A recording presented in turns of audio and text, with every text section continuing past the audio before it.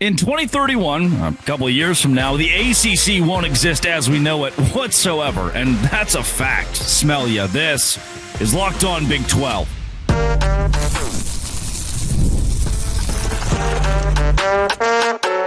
You are Locked On Big 12, your daily podcast on the Big 12 Conference, part of the Locked On Podcast Network, your team every day.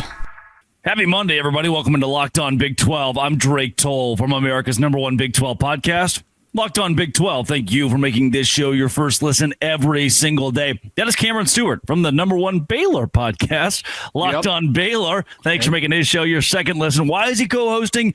Because he knows what he's talking about, and he's nominally funny. We will start with the ACC imploding by 2031. Oh, we signed a contract. That contract says explicitly that schools can leave at a discounted rate by 2030. That's not good. We'll also get into Big 12 basketball. The officiating is worse than bad. It's like in-laws level of detestable. And then we will finish with Texas Tech, BYU, Baylor. Who are the hottest teams in Big 12 basketball? And is Kansas State in that category? If you hit subscribe, we get to keep our jobs. Cam, if we read through the contract the ACC signed with ESPN, it's actually like a death note. It is, yeah, we'll keep you around for a couple of years, but after that, you're done. There's a tweet from David Hale who says, is this the end of the ACC's troubles? For now, sure, but it's worth noting that beginning in 2031, when TV deals for the SEC, the Big Ten expire, Florida State and Clemson, North Carolina can all leave at a discounted rate, and they're going to. We've just delayed the death of the ACC, and the only reason ESPN has done that is because of where their contracts lie with other conferences. Exactly. Like 31 is the year. We got to circle that thing. It's 6 years away now. Everyone's contracts are up, and we know there's going to be a ton of movement before then, to the point where 31 looks like, hey, if there are any conferences still left, it's probably just going to end up teams going to the SEC in the Big Ten, because I know there's going to be, for as long as we hear about a college football super league and just like the non-conference alignment, that's probably going to be the year that is kind of taken into effect most realistically. But yeah, it's like that union deal that looks good in the short term, and then after a while you're like, wait, but then this can happen and this can happen. So like ESPN picks up the option for a couple more years of the ACC, but it's all still in there. Like it's still easy to see a very easy way out for Clemson and Florida State specifically. And yeah, you got to add, schools like North Carolina in there too. They'll certainly be interested. Duke, it's tough to put up with because they don't have a great football program. But they're certainly one to look at too. And I think you had it with delaying the inevitable. Like this is not good. And the worst part is, Drake, by 2031, I think SMU's finally going to be eligible to make some money, or very close to it. They're going to be very close to it. 2 years off. They're like, yeah, we're right there. We can do it in a few years. It's just not going to be there. And they probably, just based on how these things go, take it from a Baylor fan, like how these things go, SMU probably won't still be in these glory years in 2031. So that's tough. But honestly, like with how much alignment has gone against even the TV contracts in terms of like, hey, it doesn't always have to line up with when the contract is up. Like this, we might not even make it to the 30s with the ACC. We really might not. And one of the reasons I bring this up in the Big 12 context, whether you're a Baylor fan, a Texas Tech fan, a BYU fan, is it seems as though, it doesn't seem, it is a fact. The Big 12 is in a better spot than the ACC because ESPN is not hawking some Utah to the Big Ten or BYU to the SEC or Oklahoma State to the SEC narrative. They're happy with where the Big 12 is. We don't know if the ACC can survive without Florida State, Clemson, North Carolina. The thought is it's going to be very tough to do so because even a USF has the power to leverage into a major conference by 2031, whereas the ACC would have to go after Memphis or tumultuous Boise State or Tulane. And I don't know if those schools are going to keep your conference together. The schools that are going to keep your conference together are now in the Big 12. This league has proven it can exist without a big-time powerhouse that is actively wanting to leave. Yeah, the other thing, too, for the ACC, the only other outside-the-box option they would have is to get a structure sexy enough that you could get like the SEC to cut some dead weight and take them on. And I'm talking about like Vanderbilt, right? Like Mississippi State, yeah. School, Mississippi State, you'd probably have to take Ole Miss too, which is obviously a much better product in football. But that's a really fine line to walk, right? Like you're trying to do the incentive based, revenue share, and it's like Mississippi State might be like, oh, well, we'll go from the bottom to the middle, but that might not make us more money than what we're getting in the SEC right now. So it's kind of a last ditch thing for the ACC. And certainly that's what's trying to keep like Clemson and Florida State in particular happy, because we know that they have looked towards the model of those Pac-12 teams that went to the Big Ten and seeing the cut of the pie that Oregon and Washington are getting, and saying like that's the standard. Like that's where we need to be at. We are the teams keeping this conference alive the way that those 4 Big Ten West Coast teams did with Oregon, Washington, and the LA schools. It's just too fine a line, I think, for the ACC to walk. And to be honest with you, if the Big 12 was in the same situation, it might be a too fine a line for the Big 12 to walk too. But this is why it was so important that the Big 12 got ahead of it. And people thought they were crazy. And then it was, the Pac-12 or the Big 12 killed the Pac-12. And there were some of us out there, including you, that were saying, yeah, they killed the Pac-12 and possibly the ACC too, because now there's just not enough to go out there and scrounge up. You got to start taking from other power conferences. And it's not going to work. Yeah, I think for Florida State and Clemson, this gives you an opportunity. North Carolina, I'm going to include in that as well. Maybe Miami, to go 4 or 5 years to raise the money, to go to the major donors and say, hey, we need X amount by 2031 to exit the ACC. Would you be willing to sponsor our school joining the SEC, the Big Ten? And from there, the answer is probably yes. Yeah, look what this ROI is going to be. Right. If we join this is the cut of the pie we're going to get. This is what the SEC is making versus the ACC. And I'll give you a dark horse, Drake, of a program, a school that could help towards the ACC's demise. It's not going to totally kill it off, but the dark horse is Boston College. Okay. While they don't bring much and they don't compete in much, they have successfully kept UConn out of the ACC for about 3 decades now. They have done everything to keep them out, totally blackballed them, you know what I mean, to keep them out of this conference. And right now, that would be a life preserver for the ACC to get a UConn in there. A better football this year, but you know what I mean? Like they're a basketball school still, but that would absolutely be a life preserver for this conference that I doubt they're going to get. Yeah, UConn to the Pac-12 seems more likely at this point than the ACC. The UConn territories in the West Coast, right? So even the Big 12. Coming up, Big 12 referees are, how you say, bad. This is Locked On Big 12, part of the Locked On Podcast Network, your team every day. Today's show is brought to you by FanDuel. Oh, buddy. The Super Bowl is coming up. Didn't you know? Hadn't you heard? Did somebody tell you the Super Bowl is here? And with FanDuel, you can make very, very lucrative picks on Super Bowl 59. One game, 2 teams, endless possibilities. No better way to make every play more exciting than with FanDuel. First touchdown scorer, Saquon Barkley. MVP, Saquon Barkley. Over 2 touchdowns, Saquon Barkley. And you can throw the coin flip in there. It's going to be tails. FanDuel.com is the place to go during the Super Bowl. You can download the app, head to FanDuel.com to get started. $5 bet. That's right. Bet $5. If you win, get $200 in bonus bets. FanDuel.com. Bet with FanDuel, official partner of Super Bowl 59. That's FanDuel.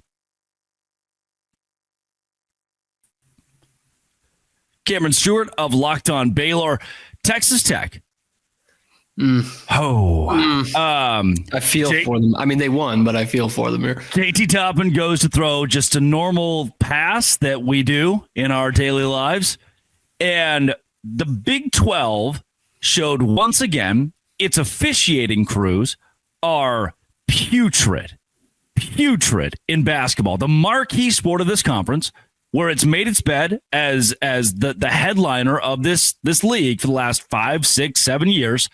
And still, the guys in the stripes are ruining a product that could be a national display of what this conference is. He gets, and for those who didn't see it, he is thrown out of the game for jumping into the air, throwing a pass. In that jump, his leg extends as one would to throw forward, and it grazes I think the play-by-play guy said nether region of a defender. Place you don't want it to hit, yeah. The officials inconspicuously give him a flagrant 2. Like, don't tell anybody. The PA guy has to say it for Grant McCaslin and JT Toppin to find out. They don't know. Toppin's like on the court. Yeah, he's ready to go. Waiting to play. And the PA guy's like, flagrant 2 foul assessed Toppin, and it's 2 free throws, and he's ejected from the game. And the Houston crowd goes wild, as they would. It's a home crowd. Yeah. Then Grant McCaslin watches it live on an iPad, and all he does is throw his hands in the air, say he was passing the ball. The quote is, he was passing the ball. They eject him. They eject Toppin, and it's like the officiating crew pulled all of their pleated pants down and exposed their very small, bony, gross rear ends to America once again. Hank Hill would be the comp there on the rear end. It's so awful, dude. And I didn't even see this until after the fact because of that great Baylor Kansas game, biggest blown lead in Kansas basketball history. Don't know if you know that. And I was actually saying on the post game, I was like, man, you don't hear this often enough, but this was a really well officiated game because we had a bad one the game before against BYU. Both teams were complaining about it. It's terrible. King McClure was ripping them in the way that you actually can on ESPN. And then I see this call and I'm like, what? It's Charles Barkley. Not Charles Barkley, Mark Jackson. What happened to the game I love? Charles Barkley probably said it too. But like, seriously, what happened to this? The guy is jumping up in the air because he's kind of rearing back with the pass. We've all done this. And it just happens to hit the guy in cojones, man. It's not comfortable, but that's not even a foul to me. Yeah. And under these new rules, like flagrant 1, I guess, but like that and like the landing spot foul in the NBA, I think is so stupid. And it becomes like a big deal in the NBA. It's a technical, and it's apparently a double technical and an ejection.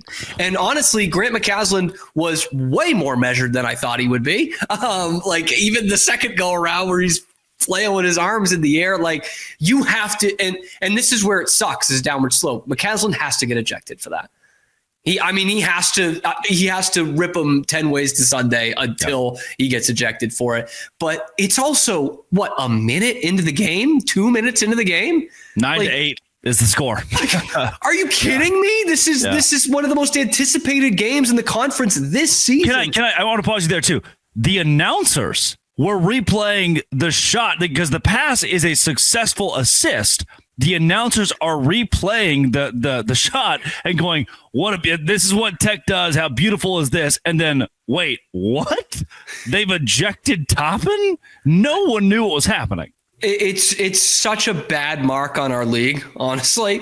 Yeah. And what's crazy to me is we're starting to see it every year in games of this caliber, right? We know about the Fog Allen whistle. We see that every year a couple of times. A game like this last year, this year with Houston and Tech. Last year, that Baylor-Iowa State game where Scott True gets ejected, and it becomes a complete ref show, and like nobody knows what's going on.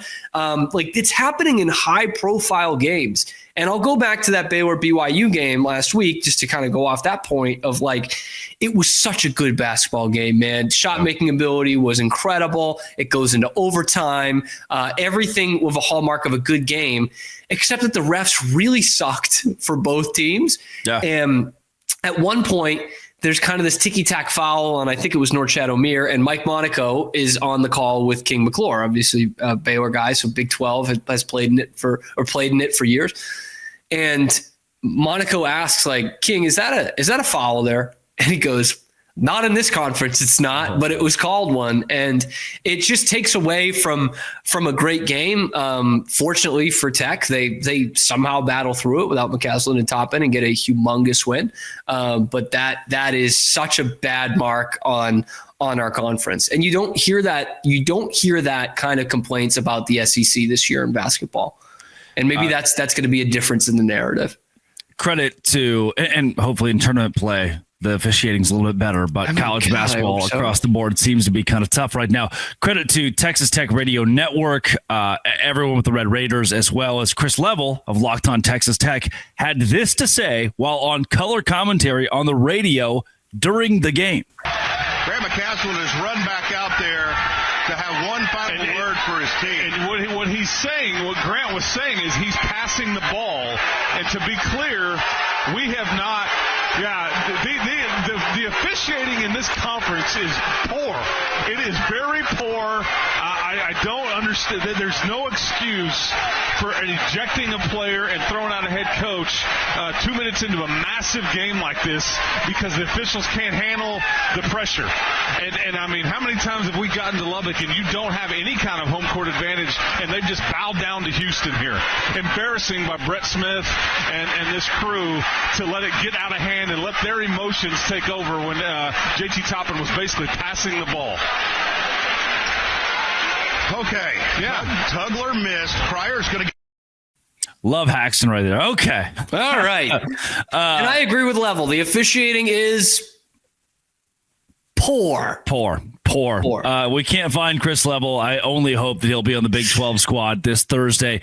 Cam, before we wrap, Baylor has seen, before we go into, I should say, the hottest teams in the Big 12 in basketball, Baylor has seen this. We had, I guess, a year or two ago, Mac Rhodes comes to the podium post-game and says, we're upset with the officiating crew. He's fined $25,000. Kirby Hocutt released a statement saying that this was, borderline appalling. I just don't know when there's accountability. Like these guys can do their job poorly without fear of reprimand. Yeah, and that's what sucks. It's a problem across all sports, right? Is there's just no accountability to these officials, whether it be umpires or referees or what have you. But it's also a thing where you got to look up at the top. You got to look at your Mark's office to this one and just say, hey, you brought in schools that came in to be basketball competitors. You have said that you want to be the best basketball conference in America. And literally that is how we are somewhat winning is the Big 12. Like we all know we have a good football product out there, but it's not going to be the SEC. It's not going to be the Big 10, but we can have a pretty damn good football product and have the best basketball product. This is taking from that. It sucks. It sucks. And any team, any fan of any team that's watching this right now, it. Like every 2 or 3 games, you're like, that really sucks to watch because of the officials, and that really hindered the game. And in some way, it might lose you the game at the end of one. It might take your best player out in the first 2 minutes, or it might just be like, we had a chance if we didn't just have this keep happening to us. But all the Big 12 fans have experienced it. Yeah. Luckily, Tech won the game. Not even luckily against Houston, but against the officiating crew of that one. The ball didn't lie. Yeah. No. Coming up, Texas Tech, BYU, maybe Baylor. Who is the hottest team in the Big 12 right now in basketball? This is Locked On Big 12, part of the Locked On Podcast Network, your team every day.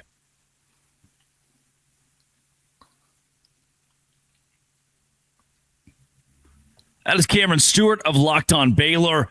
The BYU Cougars, very good right now. The Baylor Bears, very good right now. The Kansas State Wildcats, Jerome Tang, despite still being below 500, are finally winning basketball games. But it feels like unequivocally a team we have talked about is number one in the conference right now, getting a road win against Houston without your head coach, without your best player. Very emotionally charged win. Is there another school in the Big 12 that you would put ahead of Texas Tech as of today? I still like Iowa State better, even though that debauchery on Saturday, that was downtrend, a slump, a bit of a slump. Yep. I still like them overall, but honestly, I'd have Tech like right there with Houston. Genuinely, the spots that we thought we had Kansas and Baylor at this year is where Tech is at. I mean, Grant McCasland, dude. Like all he does is win basketball games. Like everywhere he goes, he wins 20 plus games, and no matter the scenario. And he's got enough of like that tactical mind with just so much in terms of getting you ready to run through a brick wall that like this Tech, this slimy bastard basketball they played under Chris Beard is more or less back here with Grant McCasland. There we go. I'm not combining them with Grant McCasland, dude. Like they could do more offensively than those Mark Adams teams could, and they're gonna put you in the penitentiary if you want to. If you're like, hey, you want to do this knockdown drag out game that Cincinnati likes to play, sure, we'll beat you there too. And JT Toppin is a big reason why they can play a couple different styles. I like this Tech team a lot. I'm really worried about Baylor going to play them on Tuesday night out in Lubbock. I think this is kind of from where it was at the beginning of the year, that Kansas, Iowa State, Houston, Baylor, this top three now is different. It's Iowa State, Houston, and Texas Tech. For the Baylor Bears, we'll get into BYU. We'll get into Houston. For the Baylor Bears, the Kansas game, you texted me and said, are you watching this? And at the time, I wasn't. I was working the Savannah Bananas and the Party Animals. Like, I don't know. So what play all the time. What could I be missing here? I checked the score a little bit. Kansas is up by a ton. Why would I even watch it? Then, storming back, Scott Drew's team. The question marks, even a week ago, 2 weeks ago, where analysts are saying Baylor might not make the tournament, putting them in the same category as like Gonzaga. Those two teams are usually good down this year, aren't what they were advertised, and the transfer portal is to their detriment. Is all of that put to rest completely? Can we officially declare the Baylor Bears back?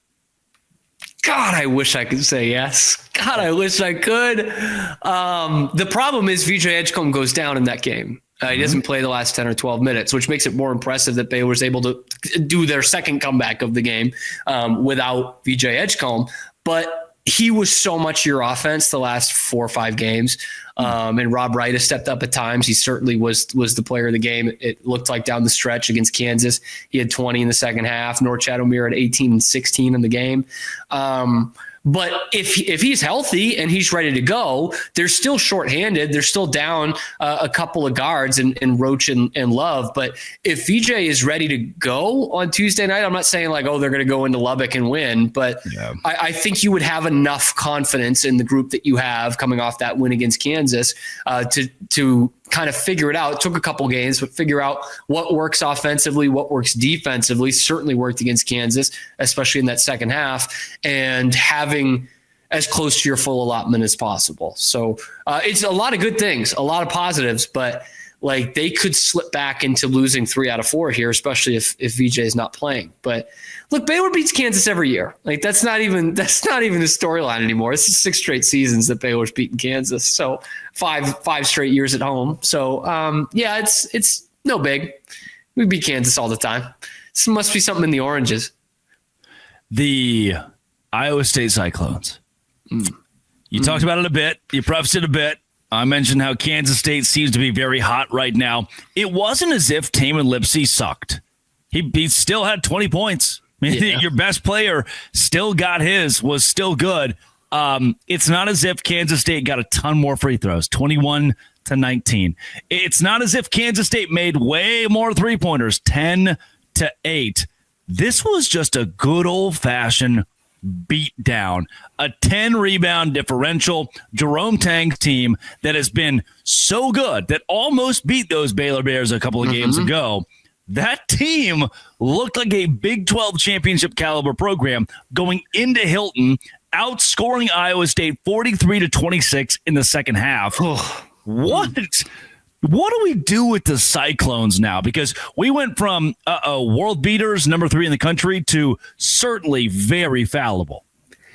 I give them a pass. It's not a good game. It's not a good game, but in terms of how I'm looking at this team overall, now where it gets tricky is their next game tonight, in a place where opponents don't typically win. If they were able to come out at Kansas with a win, then that obviously puts them right back at the top. But even if they, fight hard, get the old moral victory, you know what you're saying? It's just a stretch in the Big 12. That's what you're saying, using the Scott Drew line. Just another day in the Big 12. But also, you do have to bring in some of the outside stuff into this one. This is Tang Gang, baby. This is Tang Gang with their backs up against the wall in terms of their tournament season, which they missed out on last year, and in terms of Jerome Tang's job. We all know that the buyout's ridiculous, and Kansas State and their fans don't think they can afford it. But we are really kind of walking the tightrope of whether we bring back Jerome Tang next year, and then if they make the tournament as a 9 seed, an 11 seed. You know what? They'll say, we're close. Jerome will say, we're close. We went into Hilton and beat them suckers by 20 points, man. Yeah. And look, they just went to the Elite Eight. We beat them by 20. And we beat, BYU in the conference tournament. So don't give up on us yet. We're just coming alive. It's going to take a couple more wins here, obviously, a couple more high-profile wins for Kansas State to get in the tournament. But maybe they did show you something over the weekend. I was stunned. I was stunned to see just how simple it looked for them in the second half. The layups. I mean, it was, I did not expect that much of a breakdown for Iowa State defensively to give up 43.5. Yeah, tough to get there. But if we look up and see 20-13 Kansas State, they're in. They're in. Yeah. If we see Big 12 still has that kind of respect. Yeah. 19-14 Kansas State, Jerome Tang will make a case, and it's all about what have you done for me lately. They really stunk up the first half of Big 12 play, but if they finish it off with a strong back half, they're fine. They're in business. It's college football the same way. What have you done for me lately? Then the BYU Cougars, winners of 5 of 6. Granted, Oklahoma State, Colorado, UCF, Cincinnati aren't that impressive. The Baylor win stands out amongst the last few. Now they host Arizona. They get Cincinnati, West Virginia on the road. Very hot Kansas State team coming to their place. They're in the tournament to me right now at 16-5. They can play their way out. They can play their way up. Is BYU a boom, bust, pass? Yes, no? Where do you put the Cougars? I'm going to put them in the boom for the next couple of weeks. Okay. Those tough games you mentioned in there, this is very distinctive, for them versus most other programs in this league, and the fact that those games are at home. Yeah. BYU needs to be, and it has been the last 2 years, a cauldron. Just a hellscape to play in, a wonderful place to meet with people before or after the game, but a hellscape to be inside as a visitor. I know they lost to Tech there earlier this year, but Tech's really good. Good. But you took a game against Baylor with 2 pretty evenly matched teams that both were desperate for a win, and I think BYU wins that game because they're playing at home. I think that home atmosphere can give them 4 to 6 points, and they win by 4 in overtime. Cannon Catchings was tremendous in that game. He couldn't miss. That's something that happens to freshmen at home and not on the road. They even avoided a pretty subpar Trevin Nell game. He kind of came on at the end.